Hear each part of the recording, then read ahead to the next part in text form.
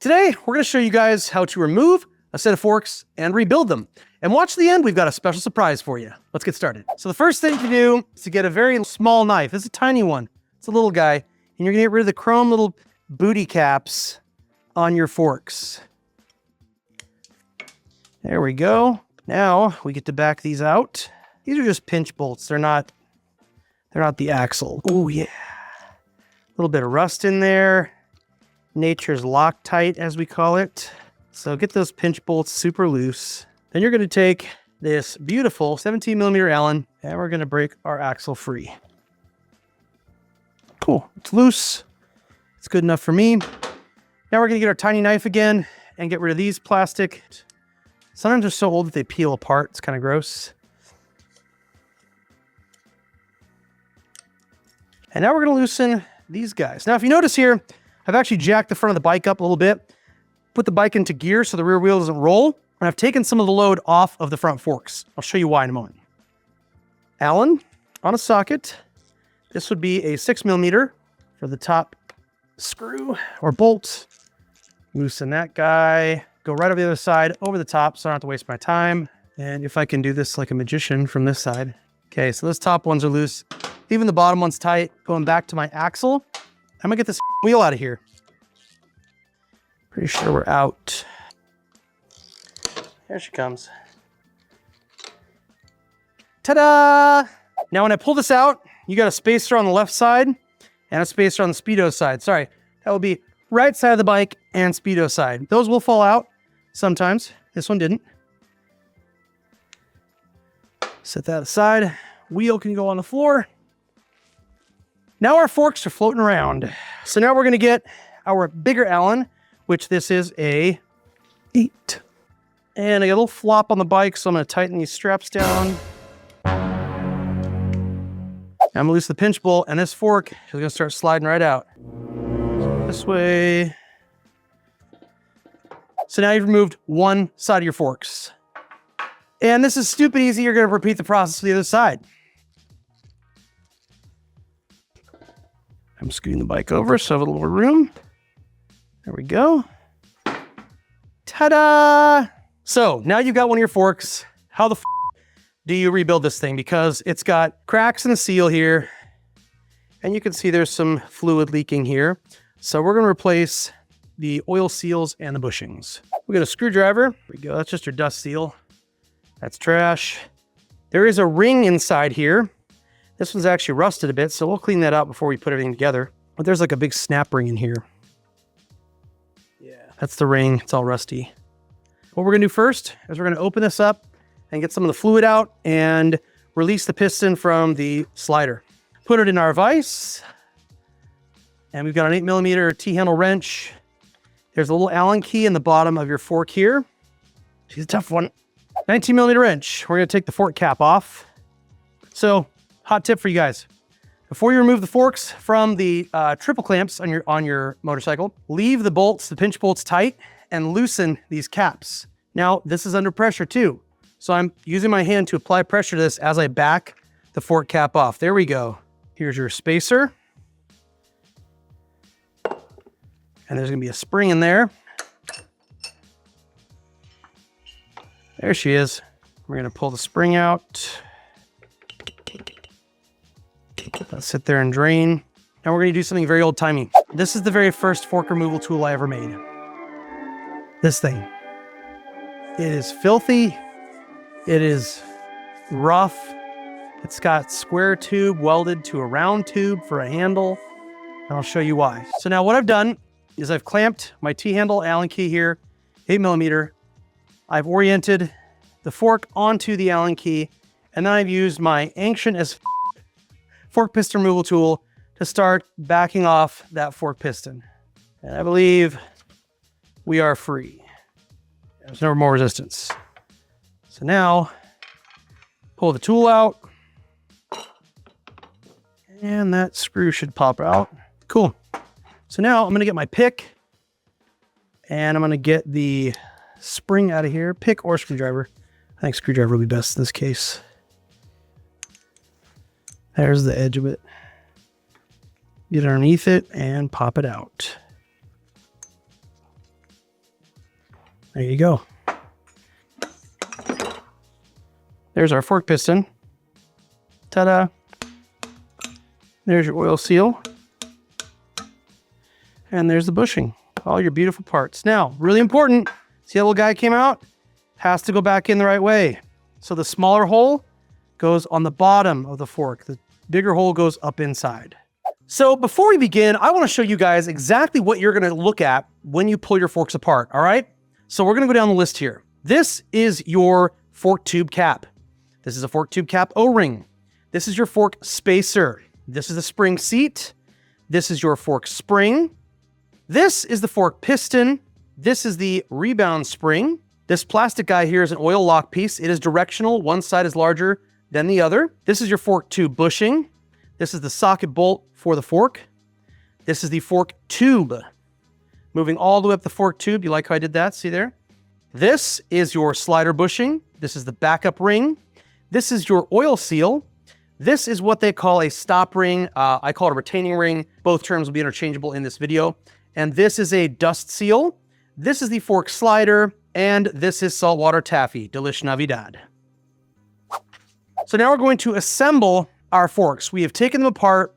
We have cleaned everything off. I've gone through each of the sliders with some rags, pulled out any gunk, sprayed some brake clean in there, allowed them to dry. You don't want to leave any solvents inside there. So now we're going to look at our components that we have to rebuild these forks. There's two different bushings. One is gray on the outside, one is a copper.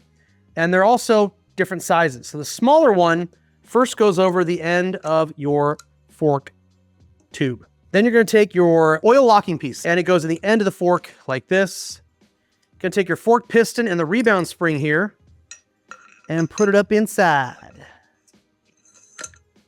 So what it should look like, about like that. So I'm going to see if I can pull the locking piece out, make sure this is centered properly. Oop, there we go. Okay, now you can put your locking piece, slide it up like that. Now, this is where it gets a little tricky. So we're going to go to the bench. This is not a rocket propelled grenade. This is what it should look like at the bottom of your fork before you put it into the slider. It sticks out a little bit. That's your oil stop piece. And if I jiggle it a little bit, fork piston comes out. So you want this to look about like that. Okay. So now I'm going to put this in the bottom of my fork slider. And here's how we're going to do it. I'm going to get the fork tube over my fork piston removal tool. Now what's cool is I can slide this up and I can rotate the piston to make sure it engages with the hex end of the tool. Now I'll take my fork slider.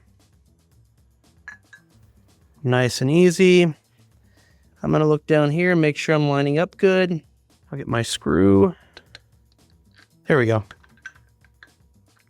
Also, I didn't mention that I actually put some Loctite on that screw as well. You want to use some kind of locking agent on this. Cool. Back to the other bench. Okay, so now that we have our fork tube back installed into our slider, we're going to need to install our bushings at the top here, our oil seal and dust seal. So first thing that goes in is one of these copper guys. That's going to go on here. You're going to put this ring, one big ring right on top of it.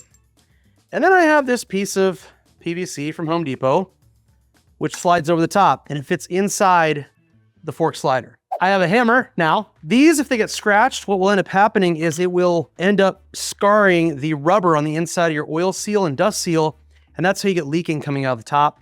They also can dry out with lack of use. So if you don't use them, they will dry out and then you'll also get leaks. So best thing for forks is to keep cycling. So we're gonna take a plastic mallet here with our PVC and we're gonna tap that bushing into the fork.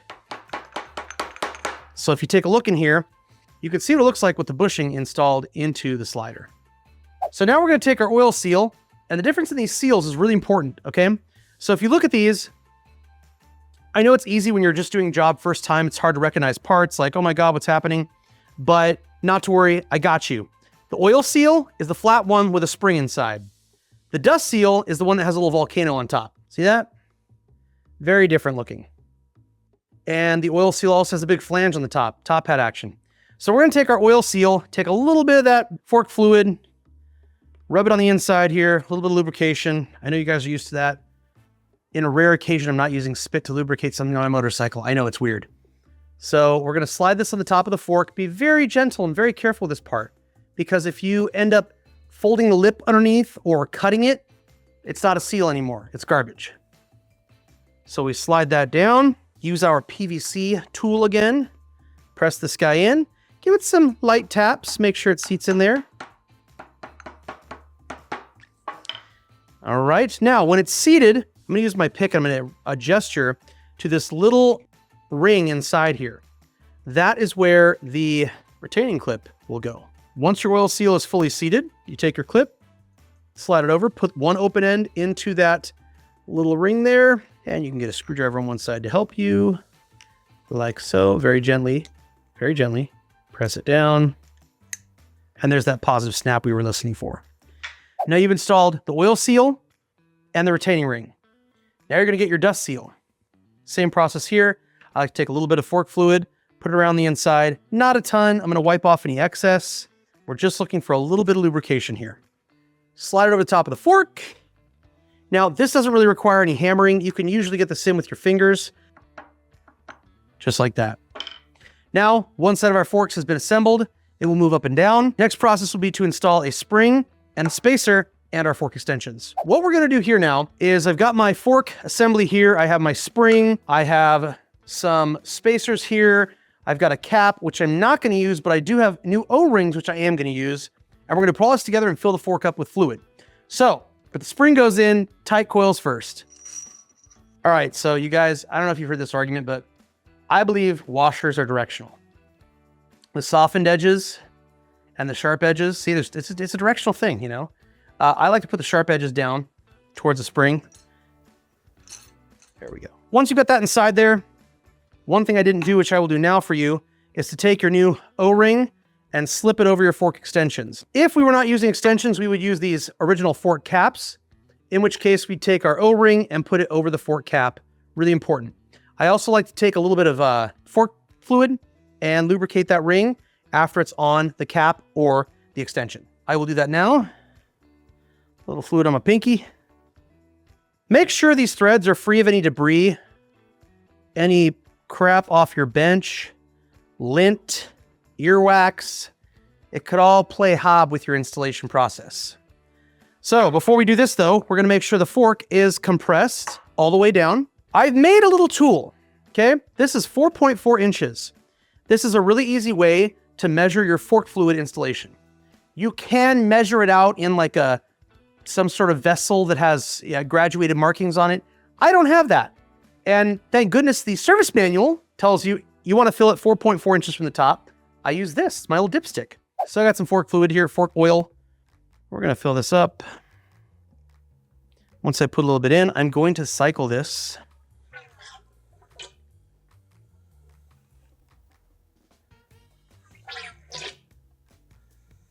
Juicy. Gonna keep filling this juicy fork. So I'm gonna cycle this, make sure there's no air bubbles down there. All right, the fluid did go down. What I just did, cycled this. There were some air bubbles down there, pushed it all out. Got the fluid in there. All right, let's double check. And we're just at the tip of the measuring tool. I'm gonna add a C hair more.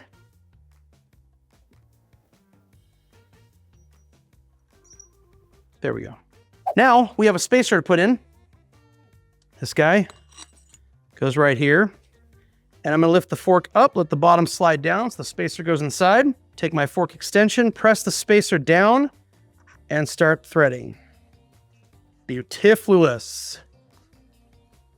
Here we go. Once you put this back into the triple clamps, you can drop this down in the lower clamp and use a screwdriver here, a Phillips #2 screwdriver, to snug this down a little bit more once it's on the bike. So tighten that pinch bolt, snug it down once it's in the triple clamps. Now we also have a video on how to install just these fork extensions on your bike without doing the whole fork rebuild. Check out the link over here. All right, guys, and now for the final touch.